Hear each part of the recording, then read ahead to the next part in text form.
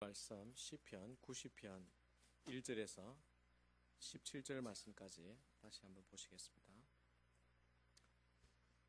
구약성경 시편 90편 1절에서 17절 말씀입니다. 한 절씩 교독해서 봉독합니다. 주여, 주는 대대에 우리의 거처가 되셨나이다.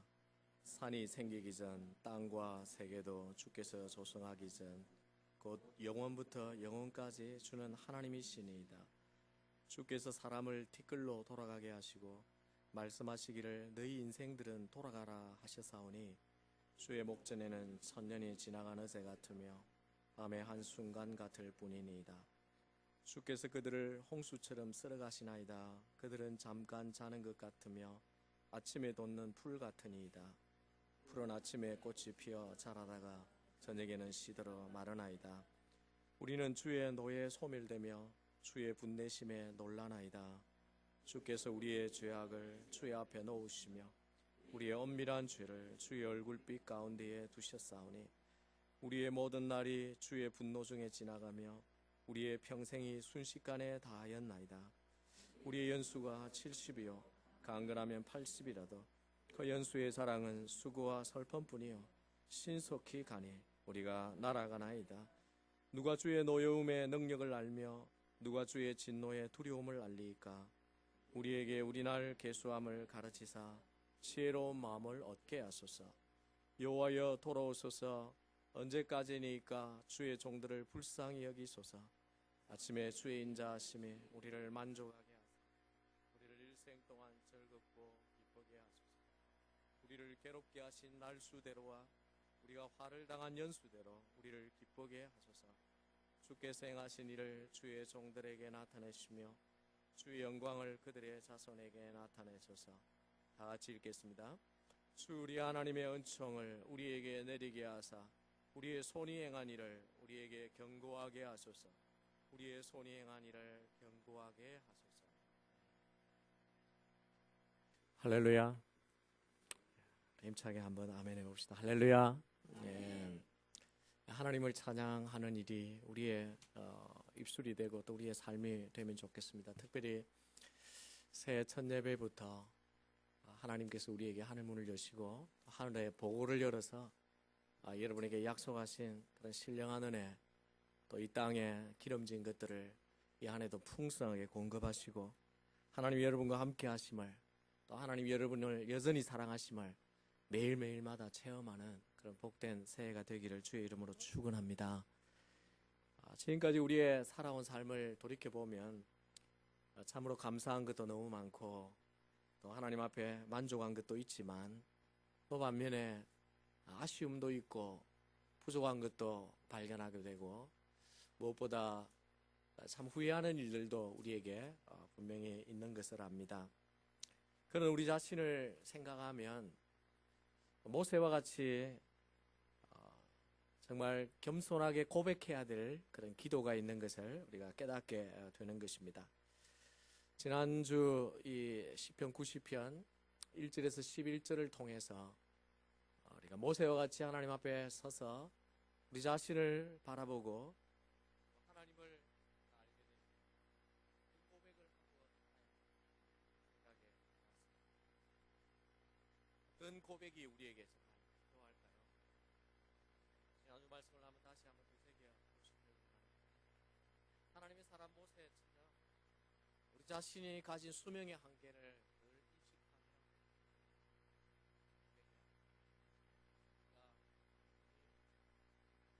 우리가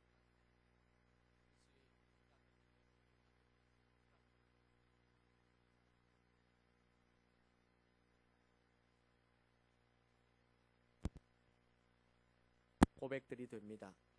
뿐만 아니라 모세와 같이 우리 자신이 가진 영적인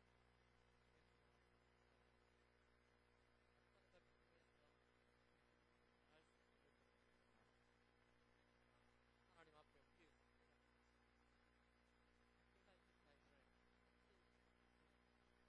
우리의 능력을 뛰어넘어 하나님의 전능하심을 따라 살아갈 수 있는 그런 축복의 길이 열리기 때문에 모세는 그것을 알았습니다. 더 나아가서 하반부에 보면 모세는 자신이 가진 의의 한계도 깨닫게 되고 하나님 앞에 고백을 하는 것입니다. 누가 주의 진노를 피할 자가 있겠느냐? 우리의 죄가, 심지어 우리의 엄밀한 죄가 주의 낯에 다 드러난다 라는 사실을 알고 자신이 죄인인 것을 하나님 앞에 깨달으면서 자기의 의에도 한계가 있음을 고백하는 것을 볼 수가 있습니다. 모세의 이 고백은 우리의 고백이어야 합니다. 왜냐하면 이런 고백을 가지고 살 때 우리가 하나님을 더 영원하신 하나님을 찾게 되고, 그리고 전능하신 하나님을 우리가 의지하게 되고, 그리고 무엇보다 우리를 거룩하게 하시고 우리의 죄를 사하시며 우리를 영원으로 인도하실 그 십자가의 주님, 그리고 우리를 용서하시는 사랑의 하나님을 우리가 바라보며 살아갈 수 있기 때문입니다. 우리가 이런 고백으로 하나님께 나아가면 우리가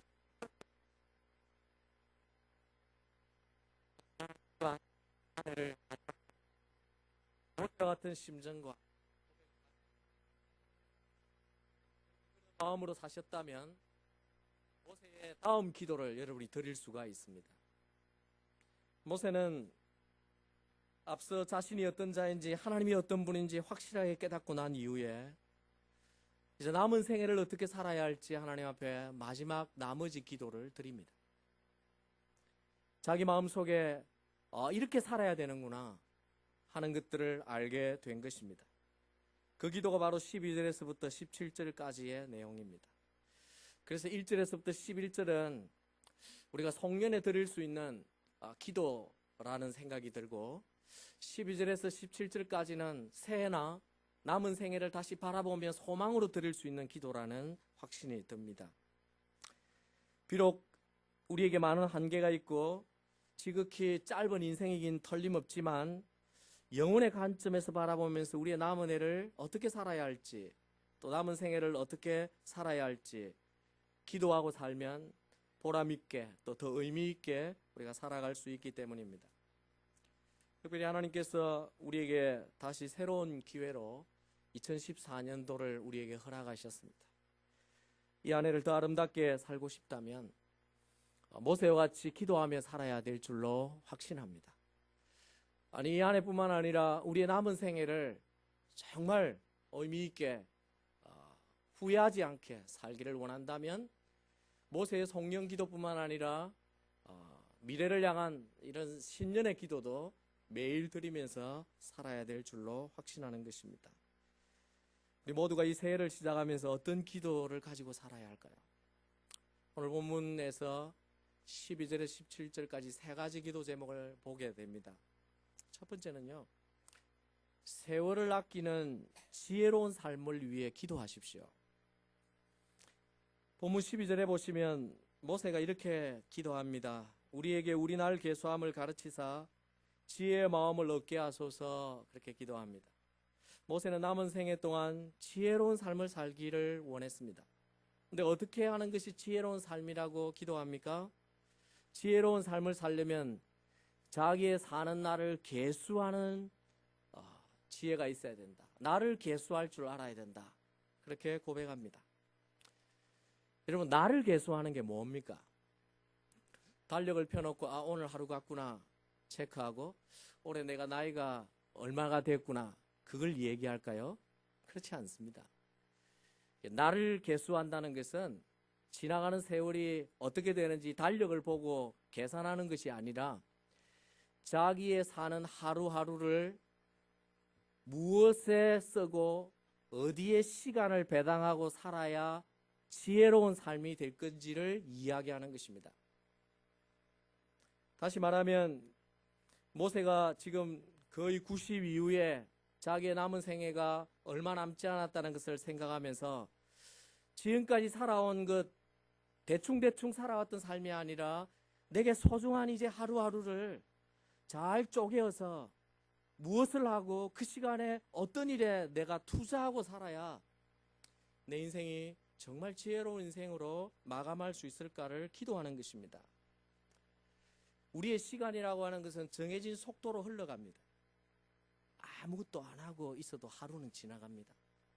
근데 열심히 무엇을 하면서도 하루는 지나가요. 그렇기 때문에 나를 계수하는 것은 그 흘러가는 시간 속에서 내가 이 시간을 어디에 무엇을 위해 노력하고 사용하는가를 알게 해달라는 기도입니다. 내게 주어진 시간을 무엇을 위해 어떻게 활용하며 살아야 할지 정말 지혜가 필요한 것입니다.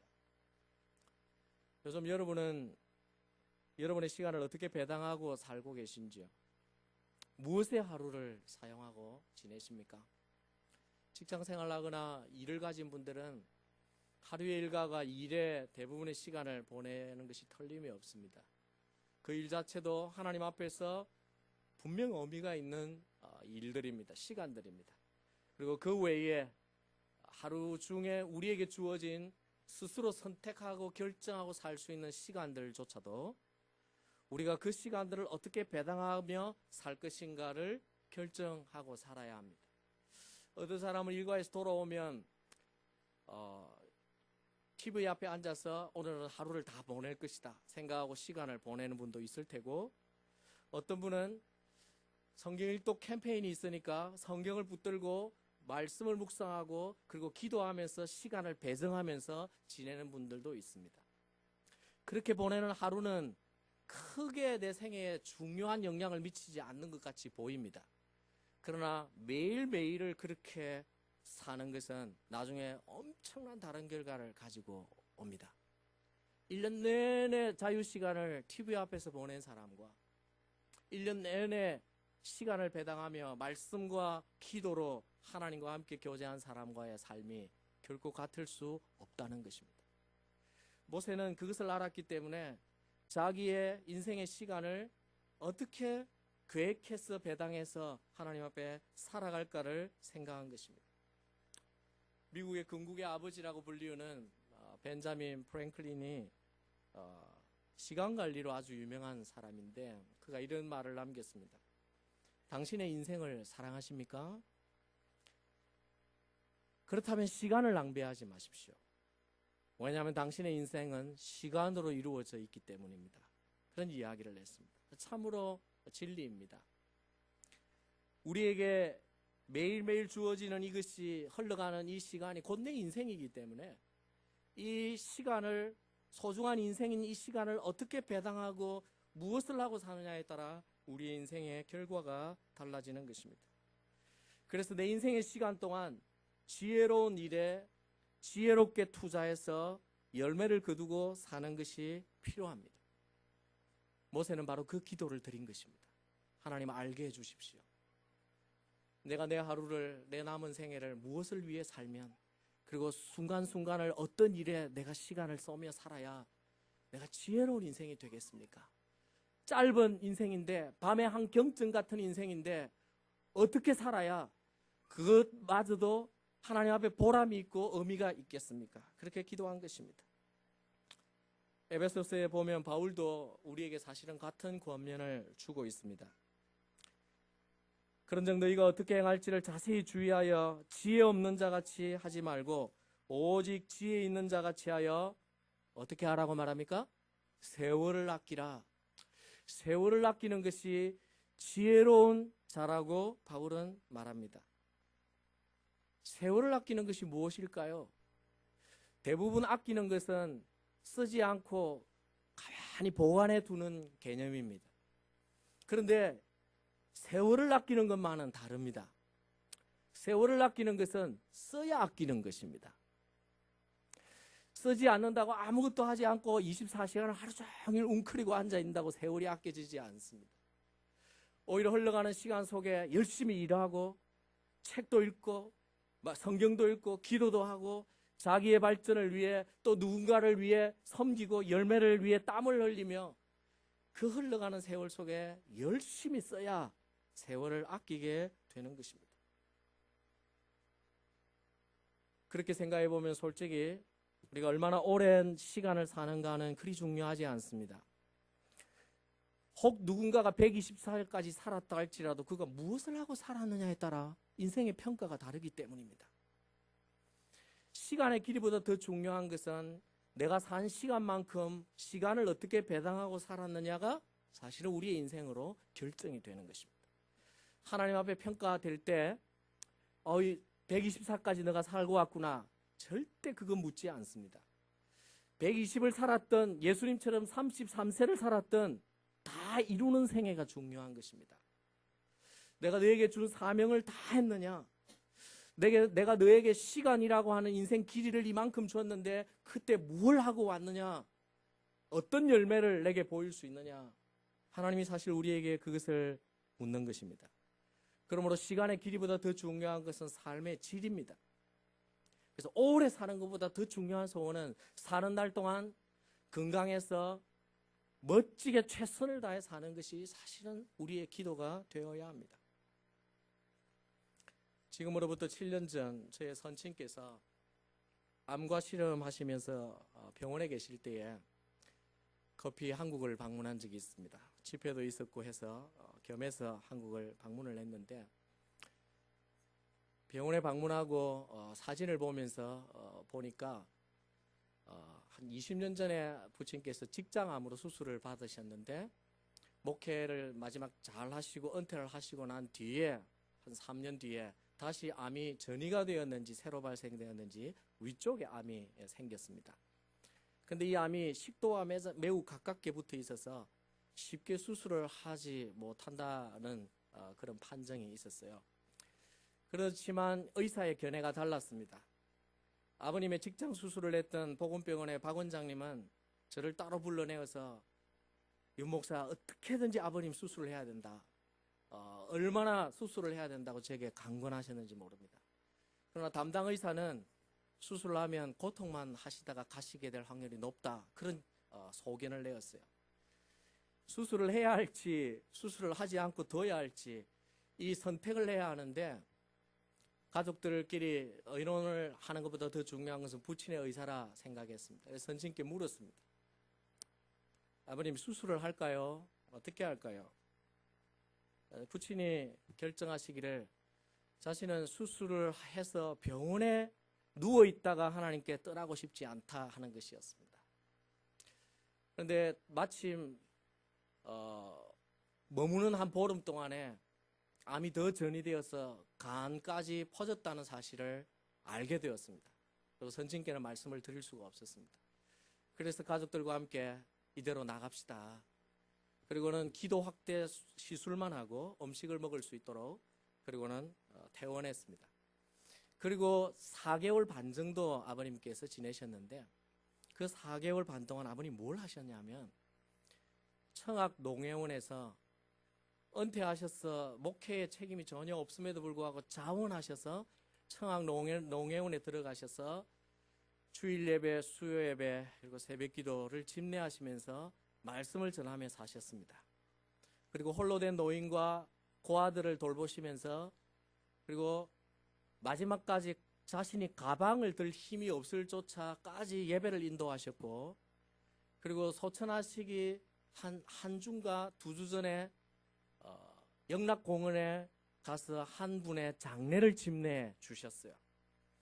그리고 아버님이 소천하시고 우리가 가니까 그 땅을 파고 이게 분묘를 하는 사람이 이분 얼마 전에 오셨는데, 얼마 전에 누구 장례 집례한다고 예배 인도한다고 오셨는데 이분도 가셨군요. 그렇게 제게 말씀을 했어요. 저는 그렇게 마지막 시간을 보낸 아버님을 굉장히 존경합니다. 혹시 인생의 시간의 길이를 더 늘리기 위해서 수술을 받고 병원의 회복을 위해 6개월 끙끙대고 고통하시다가 가시는 것보다 하나님이 내 생명의 시간을 정해놓았다고 생각하고 믿고 마지막 시간까지 하나님께 예배하며 다른 사람을 섬기며 살아갔던 그 삶이 제가 보기에도 하나님 앞에 훨씬 가치 있게 사신 생애라고 믿기 때문인 것입니다. 우리 모두도 사실은 시한부 인생을 살고 있습니다. 어쩜 내 수명의 길이보다 더 중요한 것은 내 시간의 인생의 시간 동안 내가 무엇을 하고 사느냐 하는 것입니다. 그렇기 때문에 이 진리를 일찍 깨달은 모세처럼 우리에게도 내 인생의 시간을 잘 배당하며 살아갈 수 있는 지혜를 달라고 기도하며 사셔야 됩니다. 좀 더 정확하게 말하면 모세의 기도는 인생의 이 짧은 시간 동안 이 땅에 있는 것, 사라질 것들만이 아니라 사라지지 않은 영원한 것들을 위해 내 인생을 투자하며 살고 싶다고 하는 간절한 기도입니다. 정말 우리도 그렇게 살아야 합니다. 죽음 이후에 계속될 것들을 위해서 이제 시간을 들여야 돼요. 그렇기 때문에 말씀도 읽으셔야 되고 기도도 하셔야 되고 우리가 이 땅에서 살아가는 많은 시간들을 하나님과 관련된 일들에 더욱더 많이 투자하고 사셔야 한다는 것입니다. 새해에 저와 여러분 모두에게 진정 이 기도가 필요합니다. 그렇지 않으면 이 한 해도 그저 흘려보낼 수 있기 때문입니다. 우리 인생이 밤의 한 경점 같다 할지라도 우리의 시간을 영원한 곳에 배당하고 살면 우리의 삶이 분명 영원한 것과 이어져서 살아갈 수 있는 것을 믿으시기 바랍니다. 그래서 모세처럼 내 날의 계수를 잘 하게 해달라, 지혜의 마음을 달라 기도하시고 여러분에게 주어진 인생의 시간을 정말 보람되고 의미있고 하나님과 관계있고 무엇보다 죽음 위에 계속될 것 영원한 가치를 위해 투자하고 사는 그런 복된 성도들 다 되시기를 주의 이름으로 축원합니다. 이 새해에 또 어떤 기도를 드리고 살아야 할까요? 두 번째 모세의 기도를 보면 하나님으로 만족하는 삶을 위해 기도하십시오. 본문 14절을 보시면 아침에 주의 인자하심이 우리를 만족하게 하사 우리를 일생 동안 즐겁고 기쁘게 하소서. 모세는 지금 자기의 인생이 즐거운 생애, 기쁜 생애, 그리고 만족하면서 사는 생애가 되기를 기도합니다. 그런데 무엇으로 그렇게 만족할 수 있다고 생각을 합니까? 여기 만족한다는 말은 항아리에 물을 끝까지 채운다는 것입니다. 물이 끝까지 채워지면 만족하게 되는 거죠. 반대로 채워지지 않고 빈 공간이 있는 상태가 불만족한 상태입니다.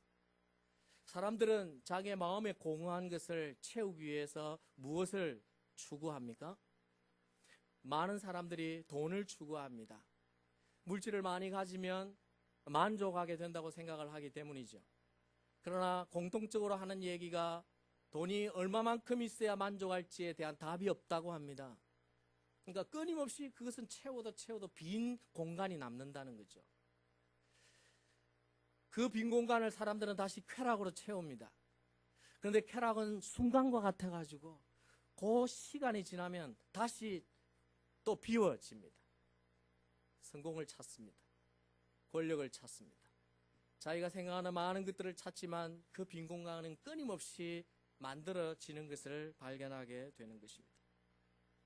그럼 우리가 무엇으로 진정 만족하며 살 수 있을까요? 모세는 그 비밀을 알았습니다. 그래서 14절에 말하기를 다시 한번 보세요. 아침에 주의 인자하심이 우리를 만족하게 하사. 우리의 빈 공간이 진정 채워져서 만족하게 되려면 무엇이 필요하다고 말합니까? 하나님의 인자가 필요하다고 말합니다. 이게 말하는 인자라고 하는 것은 헤세드라고 하는 건데 하나님의 사랑을 얘기합니다. 근데 어떤 사랑이냐면 성실하신 사랑, 변하지 아니하고 한결같은 사랑을 헤세드라 그렇게 말합니다. 모세는 오직 하나님의 변함없는 사랑만이 자신을 만족해 할 수 있음을 알았습니다. 그래서 평생에 하나님의 그 사랑으로 즐거움과 기쁨을 누리며 살기를 기도한 것입니다. 재밌는 것은 14절의 표현을 보면 하루가 주의 인자로 만족하게 되면 하루가 기뻐야 되는데 뭐라고 표현하느냐면 이 하루를 하나님의 인자로 나로 만족하게 하사 평생을 기쁘게 살게 해달라. 그렇게 기도하는 것이죠. 이것은 모세의 깨달음입니다. 내 평생에 기쁘게 살 수 있는 것은 하나님의 인자입니다. 라는 고백이기도 하고 또 실제 하루하루를 그렇게 살면 내 인생이 평생 그렇게 될 것이라고 하는 것을 믿는 것입니다.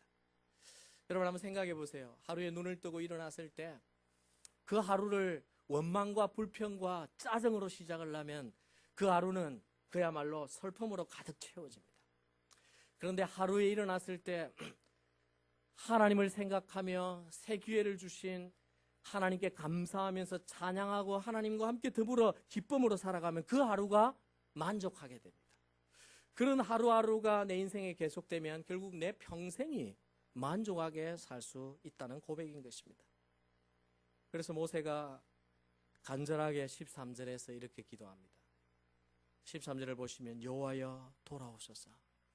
언제까지니까 주의 종들을 불쌍히 여기소서. 하나님이 어디 계시기 때문에 돌아오라고 하는 것일까요? 사실 하나님은 우리가 오라면 오시고 가라면 가시고 그런 분은 아닙니다.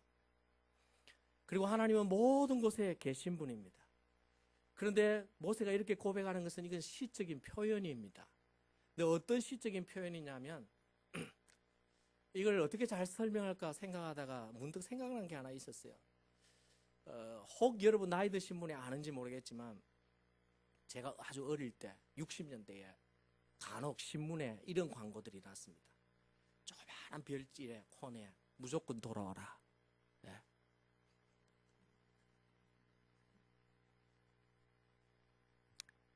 이름을 기록되어 있고 대시가 무조건 돌아오라. 근데 그 상황을 알 수 있죠. 부모와 자식이 갈등이 생겨서 가출을 했는데 연락도 안 되고 오지 않는 거예요. 근데 자식의 마음은 절대 애가 타지 않습니다. 근데 부모의 마음이 애가 타는 거예요. 이 자식 믿고 나쁜 일을 했지만 그래서 나가라고 했는데 진짜 나가고 나니까 이게 마음이 덜컹덜컹 하는 거예요. 그래서 찾기 위해서 무조건 돌아오라 이렇게 신문에 광고를 냅니다. 제가 꽤 봤어요. 그 시대는 그랬습니다. 그게 뭘 의미하느냐 하면 나는 너를 용서할 테니까 다 있고 무조건 오라 이 이야기입니다. 지금 이 모세가 여호와여 돌아오소서라는 고백에 그런 미닝이 조금 담겨 있습니다. 무슨 말이냐면 하나님 우리가 잘못했습니다. 그리고 내가 하나님께 마음으로 다 돌아가고 하나님께 전부 다 돌아갈 테니까 하나님 우리에게 돌아와 주십시오. 그런 뜻이 있습니다. 사실은 모세나 이스라엘 백성이 과거에는 하나님 밖에서 기쁨이 있는 줄 알고 때때로 살았습니다.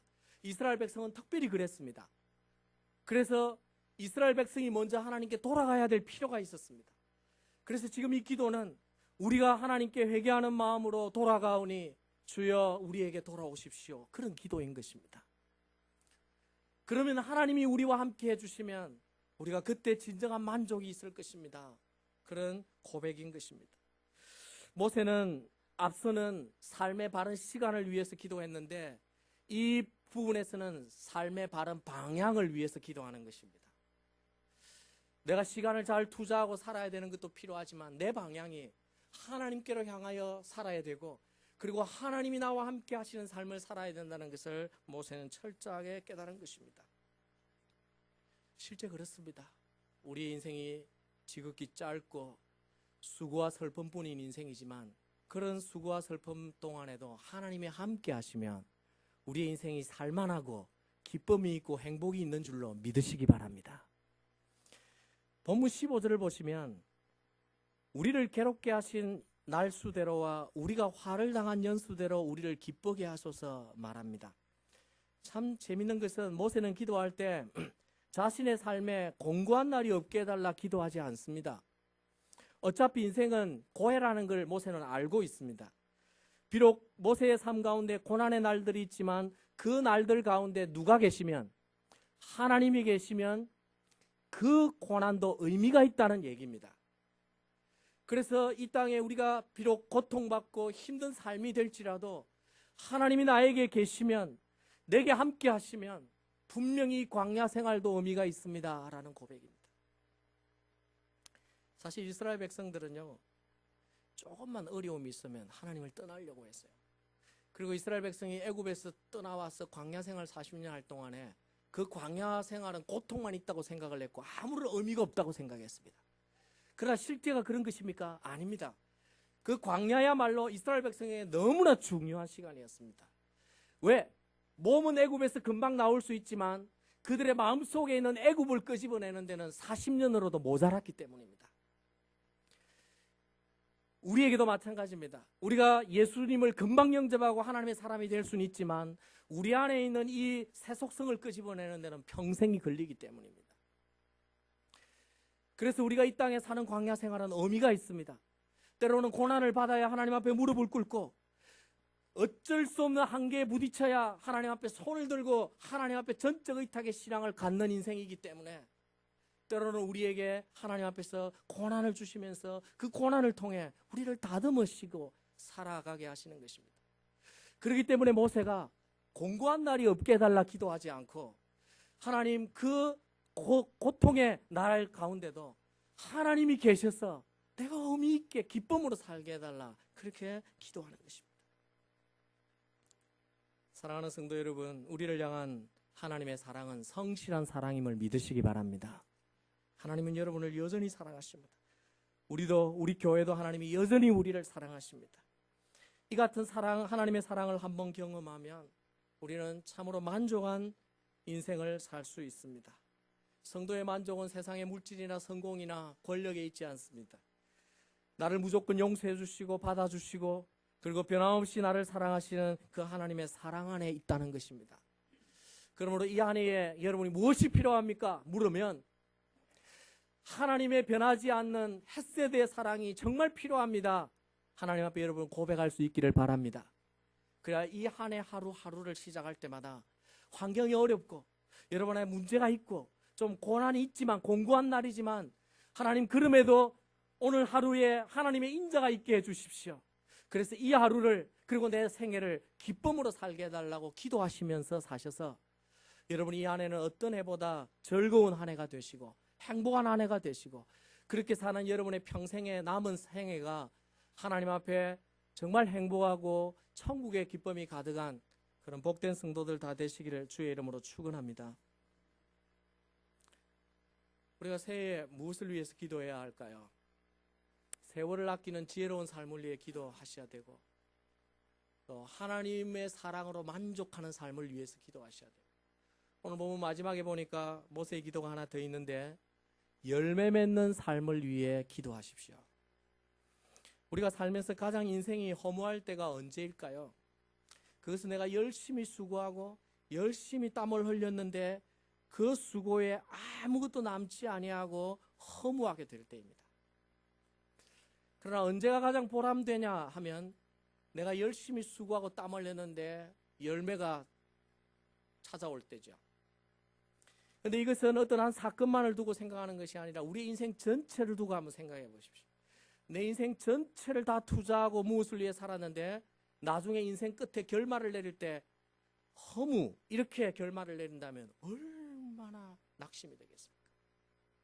근데 그렇지 않고 우리의 인생 전체를 다 살고 나온 다음에 우리의 인생에 열매가 가득하게 된다면 우리가 정말 하나님 앞에서 의미 있는 생애가 될 것입니다. 마지막 기도는 그걸 위한 기도입니다. 그래서 모세가 17절에 이렇게 기도합니다. 주 우리 하나님의 은총을 우리에게 내리사 우리의 손이 행한 일을 우리에게 견고하게 하소서. 우리의 손이 행한 일을 견고하게 하소서. 다시 말하면 모세가 행한 모든 삶에 열매가 있게 해달라는 기도입니다. 그런데 모세가 하나님이 열매 맺게 해주지 않으면 열매 맺을 수 없다는 사실을 알기 때문에 기도한 것입니다. 우리가 아무리 애를 쓰고 수고하고 땀을 흘려도 하나님이 내 수고에 열매를 맺게 해주셔야 된다는 사실입니다. 여러분의 지금 모든 수고, 여러분의 인생의 모든 그 열심, 여러분의 모든 땀을 열매 맺게 해주실 분은 오직 하나님이라는 사실을 여러분이 믿으시기 바랍니다. 열심히 사는 것보다 더 중요한 것이 열심히 사는데 하나님 안에 살아야 하는 것입니다. 인생의 참된 열매는 우리의 손에 있지 아니하고 하나님 손에 있습니다. 그렇기 때문에 내 인생의 모든 수고가 헛되지 않게 되려면 하나님을 의지하면서 하나님께 이런 기도를 드려야 됩니다. 하나님 이 안에도 내가 수고하고 성실하게 살 텐데 하나님 열매가 있게 해주십시오. 내가 행하는 모든 손이 견고하게 해주십시오. 그렇게 기도해야 되는 것입니다. 우리의 손이 행하는 일을 견고하게 해달라는 이 기도는 다르게 표현하면 하나님이 우리가 행하는 모든 일에 결제해 주십시오라는 의미도 있습니다. 결제해달라는 의미는 어떤 의미가 있습니까? 부하 직원이 상사에게 결제서를 올릴 때 그 위에 상사가 어떨 때 결제를 해주나요? 오너의 마음에 흡족할 때죠. 이건 아니야 라고 생각하면 어떻게 합니까? 보류하고 다시 밀려내지 않습니까? 우리가 하나님 앞에 모세가 이런 기도를 드리는 것은 그런 의미가 숨어 있습니다. 무조건 내가 행하는 거 다 하나님 좋게 해주십시오 이런 뜻만은 아닙니다. 하나님, 내가 이런 일을 할 것이고 이 한 해에 이런 일을 이루고 싶은데 하나님 결제해 주십시오. 그 말은 하나님의 뜻에 맞는지 확인해 달라는 것입니다. 더 나아가서 하나님, 내 계획이, 내 한 해의 삶이 하나님의 뜻과 맞아서 하나님의 결제가 나면 반드시 일이 이루어질 줄로 저는 압니다. 그렇기 때문에 하나님, 내 뜻이 하나님 뜻과 같게 도와주시고, 그리고 하나님의 뜻에 합하면 이 일이 열매 맺게 해주십시오. 그런 기도가 이 모세의 기도인 것입니다. 그리고 견고하게 해달라는 이 뜻은요, 원문을 보니까 아주 심오한 뜻이 있어요.